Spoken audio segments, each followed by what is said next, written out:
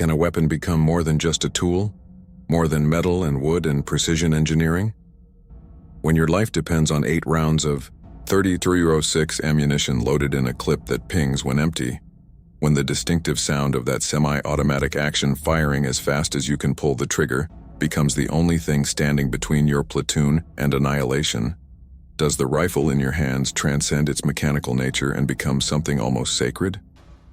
What does it mean when 40 men surrounded in a frozen Belgian forest owe their survival not to strategy or reinforcements or luck, but to the superior firepower of a single weapon design? The M1 Garand rifle that gave them a fighting chance against overwhelming odds? I'm 96 years old, and in December 1944, I was part of a platoon that was cut off, surrounded, and facing certain death in the Ardennes forest during the Battle of the Bulge. We survived because of the M1 Garand, because that semi-automatic rifle gave us a rate of fire that the Germans with their bolt-action Kar 98Ks couldn't match. This is the story of how a weapon saved 40 lives, how the sound of those rapid shots became a rhythm of hope in the deadly silence of a winter forest, how I learned that sometimes the difference between life and death is measured in rounds per minute. My name is Raymond Charles Parker, and I was a 22-year-old corporal in the 99th Infantry Division in December 1944, fighting in what would become known as the Battle of the Bulge. We'd arrived in Europe in November, a green division with no combat experience, assigned to hold a quiet sector of the Belgian-German border in the Ardennes forest. It was supposed to be a rest area, a place where new divisions could acclimate to combat conditions without facing serious enemy action. The veterans from other divisions joked that we'd picked the perfect time to arrive, that the war was almost over, and we'd probably never see real fighting. They were catastrophically wrong. The Germans were massing their last reserves for one final desperate offensive, and they were massing them directly opposite our thinly held sector, preparing to punch through our lines and drive for Antwerp in a last gamble to split the Allied forces and force a negotiated peace. The German offensive began at dawn on December 16, 1944, with a massive artillery barrage that shattered the frozen morning and heralded the beginning of the largest battle American forces would fight in Europe. Thousands of shells fell on our positions. German armor and infantry poured through gaps in our lines, and within hours the entire front was in chaos. Units were cut off, communication broke down, and we found ourselves fighting not a coordinated defense, but a series of desperate small unit actions as surrounded American forces tried to hold out until relief could arrive. My platoon, part of Company B, 394th Infantry Regiment, was occupying a position near the village of Krinkelt when the offensive hit. We were in log-reinforced foxholes at the edge of a forest, maybe 40 men total, armed primarily with M1 Garand rifles, a couple of Browning automatic rifles, and a single .30 caliber machine gun.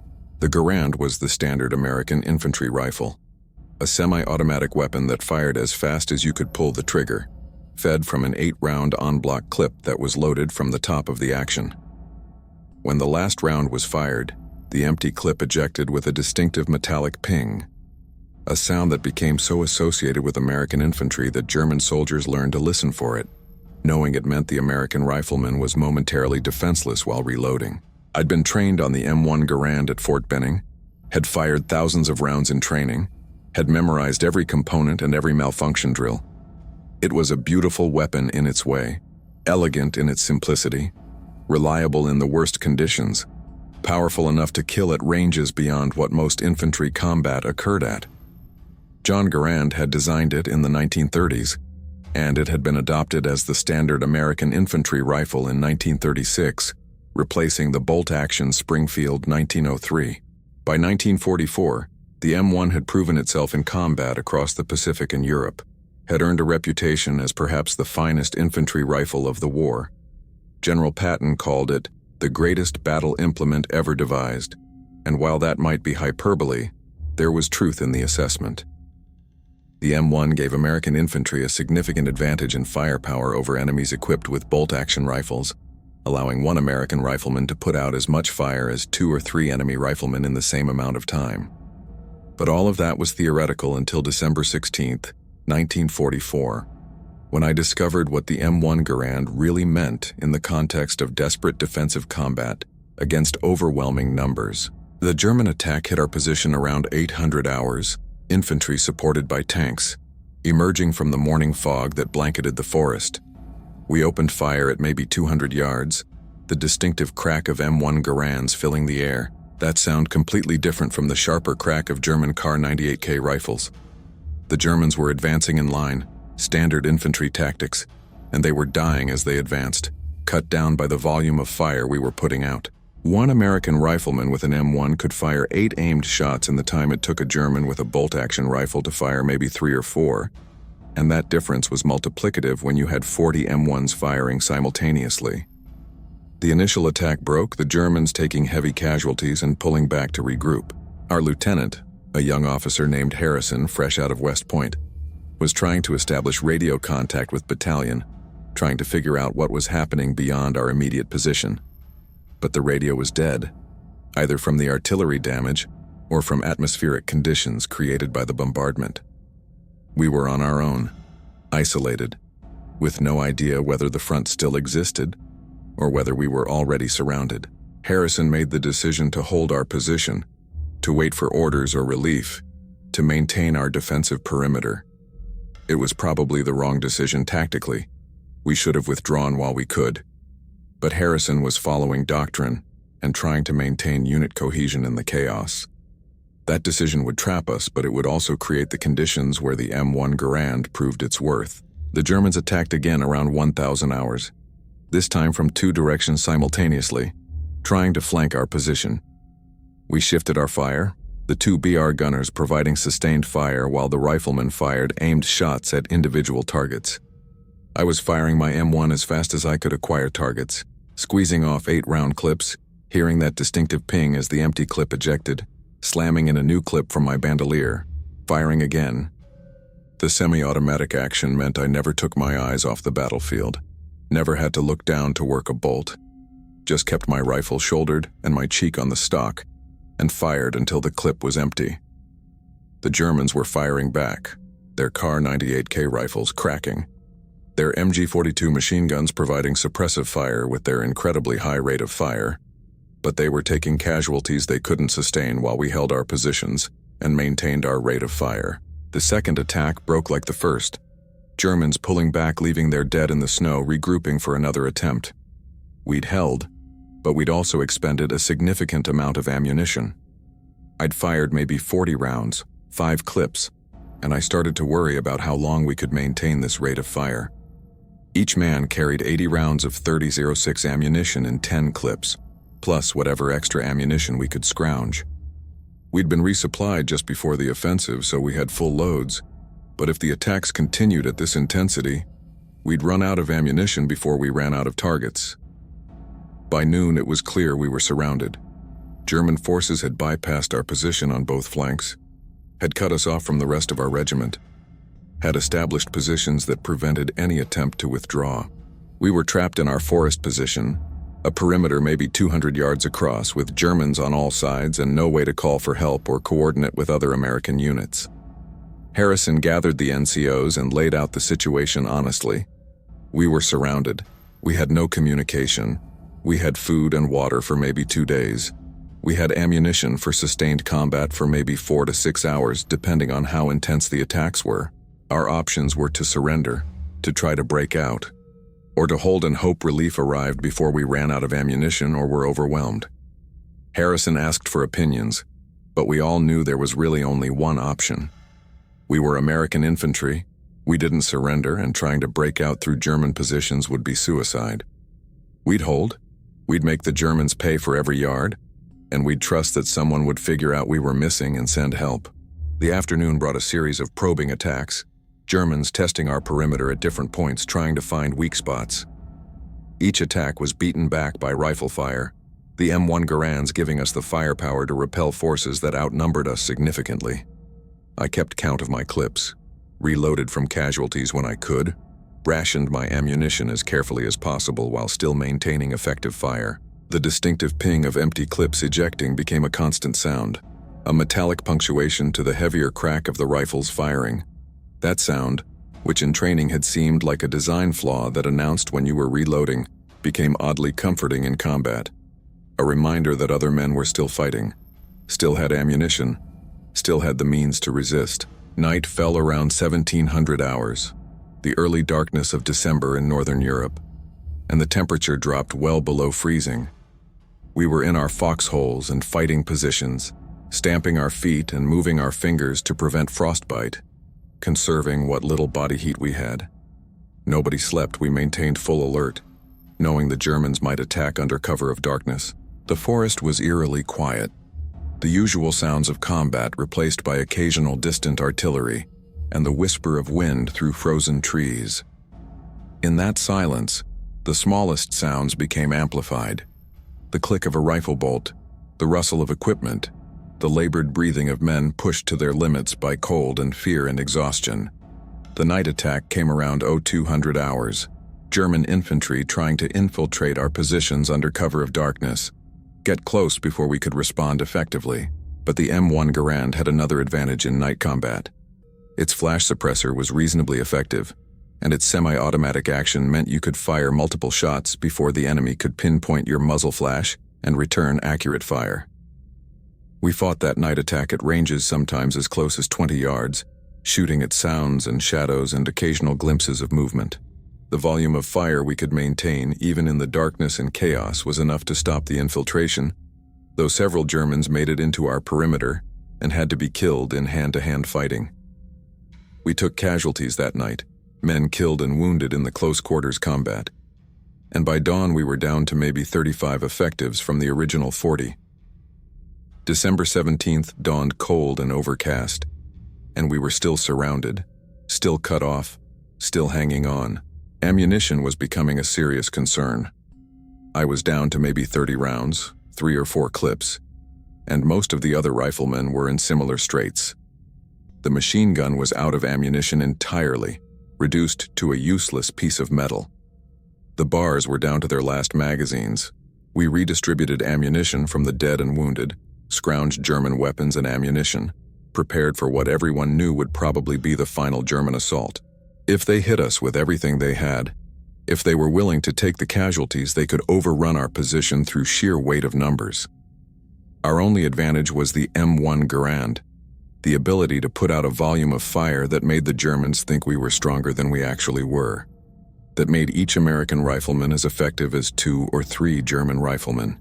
The final assault came around 1,000 hours on December 17th, Germans hitting us from 3 sides simultaneously, supported by mortars and machine guns, a coordinated attack designed to overwhelm our position. We fired everything we had, M1 Garands cracking in rapid semi-automatic fire, creating a wall of lead that should have been impossible for a force our size to generate. I was firing, reloading, completely focused on maintaining my rate of fire, trusting that the man to my left and the man to my right were doing the same. The sound was overwhelming. 40 M1 Garands firing as fast as men could pull triggers, creating a continuous roar that merged individual shots into a single sustained explosion. Germans were falling, the attack was slowing. They were taking casualties they hadn't expected from a surrounded force that should have been low on ammunition and demoralized. I fired my last clip, heard that final ping as the empty clip ejected, and reached for another clip that wasn't there. I was out of ammunition, completely empty, reduced to a rifle that was just a club. I looked around desperately for ammunition, for a weapon, for anything, and saw that other riflemen were in the same situation. We'd fired everything, had exhausted our ammunition in that final desperate defensive fire, and the Germans were still coming. This was it, the end. We'd done everything we could, but it wasn't enough. We'd be overrun, killed or captured, and there was nothing we could do about it. Then I heard it, a sound that I'll remember until my last breath. The distinctive crack of M1 Garands firing from outside our perimeter, from the forest behind the German attackers. Reinforcements had arrived, another American unit had broken through, and they were hitting the Germans from behind with the same overwhelming rate of fire that we'd been using. The German attack collapsed, caught between 2 forces both armed with M1 Garands, unable to sustain the casualties they were taking from semi-automatic fire from 2 directions. They broke and ran, and we were saved, pulled back from the edge of annihilation by the arrival of Company A from our same battalion, who'd fought their way through German positions to reach us. The relief force brought ammunition and supplies, evacuated our wounded, and integrated us into their defensive perimeter. Out of 40 men who'd started in our platoon 2 days earlier, 28 were still alive, 12 killed in the fighting. We'd held against overwhelming odds, had survived encirclement and repeated assaults, had maintained our position until relief arrived. And we'd done it primarily because of one thing, the M1 Garand rifle, which had given us firepower that multiplied our effectiveness, that allowed each man to put out the fire of 2 or 3 enemy soldiers, that created a defensive fire so intense the Germans thought they were facing a much larger force. Lieutenant Harrison, who'd survived unwounded, gathered what was left of the platoon and told us something I've never forgotten. "You men just proved what the M1 Garand can do. You held a position that should have been overrun in the first hour. You beat back attacks from forces 3 or 4 times your size. You did it because you had superior firepower, because the Garand gave you an edge that traditional bolt-action rifles couldn't match. Remember this and remember the men who didn't make it. They died proving that American infantry, properly equipped and properly trained, can stand against anything the enemy throws at them." The battle continued for weeks, the Battle of the Bulge becoming the largest and bloodiest battle American forces fought in Europe. But our platoon's small action in that frozen forest became a textbook example of defensive combat, studied later by military historians as proof of the M1 Garand superiority and the difference that semi-automatic fire could make in defensive situations. The numbers told the story. 40 men with M1 Garands had held against estimated 300 to 400 Germans over 48 hours, had inflicted casualties estimated at 150 to 200 enemy killed and wounded, had maintained a perimeter until relief arrived. The casualty exchange ratio was incredible, and it was primarily attributable to the firepower advantage the M1 Garand provided. I fought through the rest of the Battle of the Bulge, through the winter and spring of 1945, all the way into Germany until the surrender in May. I carried my M1 Garand through all of it, maintained it religiously, trusted it completely. It never failed me, never jammed in the cold or the mud or the worst conditions, just kept firing as fast as I could pull the trigger. That rifle saved my life dozens of times, saved the lives of men around me countless times, proved again and again that John Garand had designed something truly special. After the war, I kept my affection for the M1 Garand, joined shooting clubs, collected and maintained Garands as a hobby. I'd take them to the range and fire them, hearing that same sound that had been the rhythm of survival in the Belgian forest, that distinctive crack of semi-automatic fire and the ping of the empty clip ejecting. Other shooters would ask why I loved the Garand so much when more modern rifles were available. And I'd tell them about December 1944, about the forest in Belgium, about 40 men holding against 400 because they had a rifle that gave them an edge. Most people didn't really understand, couldn't grasp what it meant to owe your life to a weapon, to have your survival depend on the mechanical reliability and superior design of a tool. But veterans understood. Men who'd carried M1 Garands in combat understood completely, shared my almost spiritual connection to the weapon. The M1 Garand was eventually replaced by the M14 and then the M16, more modern designs with greater magazine capacity and lighter weight. But for the men who carried Garands in World War II and Korea, no subsequent rifle ever quite measured up.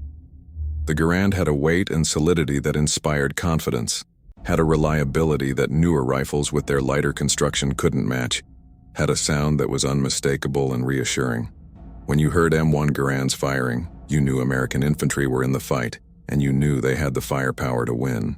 I'm 96 years old now, and I still have my M1 Garand from the war, kept it through moves and decades, maintained it carefully, never fired it after the war ended, but never got rid of it either.